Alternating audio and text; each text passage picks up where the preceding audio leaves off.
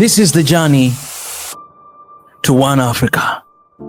Excellency, Dr. William Samoei Ruto, President of the Republic of Kenya. Excellency Azali Assoumani, President of the Union of the Comoros and Chair of the African Union. Excellencies, Heads of State and Government.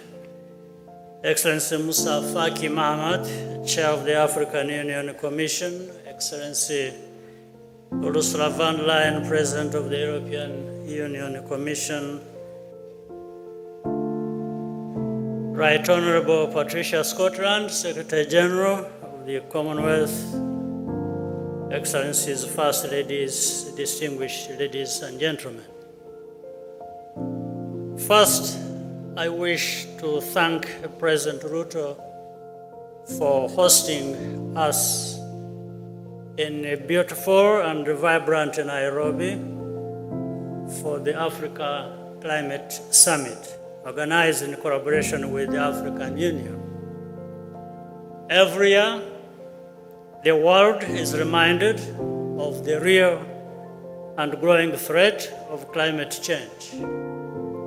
Recent findings tell us all kinds of stories, including that July was the hottest month ever recorded in human history. Africa continues to carry the burden of rising temperatures, despite contributing the smallest share of global greenhouse gas emissions. We cannot just keep talking about it without doing what is required to fix the problem. This is unfair, but in the long run, playing the blame game is not the answer.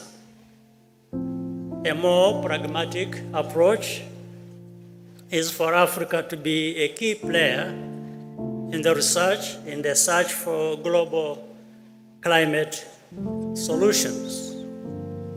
Africa stands united and should remain so in this and in its position. In this regard, allow me to take this opportunity to commend President Dr. William Ruto for his exceptional leadership of the Committee of African Heads of State and Government on Climate Change. In Rwanda, we want the private sector to play a greater role in building a green economy. Our strategy is to position ourselves as an attractive destination for international climate financing and investment. That's why the COP27, at that summit, Rwanda launched Ireme Invest, a green investment facility created by the Rwanda Green Fund in partnership with the Development Bank of Rwanda. So far, more than 200 million has been mobilized, US dollars that is, from domestic and international partners, including the European Investment Bank and the Green Climate Fund. We have also been working closely with the International Monetary Fund as a participant in the Resilient and Sustainability Trust. We have access to long-term financing to further integrate climate into our economic policies. This is a good sign that the international community is taking seriously the call to reform our global financial architecture. But there is still room for improvement. In this context, I welcome the discussions held at the Paris Summit for a new global financial pact. The Bridgetown Initiative, spearheaded by Prime Minister Mia Mottley of Barbados, also deserves consideration and serious attention. Any meaningful structural change must favor debt restructuring and lower interest rates, as President William Ruto has so eloquently explained.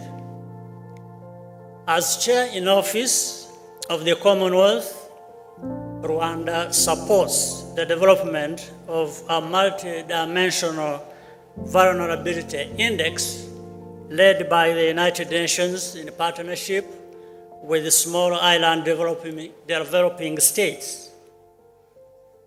Gross national income, GNI, does not accurately measure a country's vulnerability to climate change. In any case, small islands and developing states should not be penalized for having higher income levels. Ultimately, what Africa wants is fair and equal partnership, which takes our priorities into account. That is going to be the basis for trust and solidarity. I hope this summit will serve as a good foundation for discussions later in this year at COP28.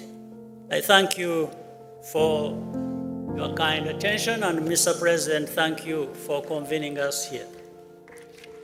Round of applause for President Paul Kagame. Thank you very much, Your Excellency.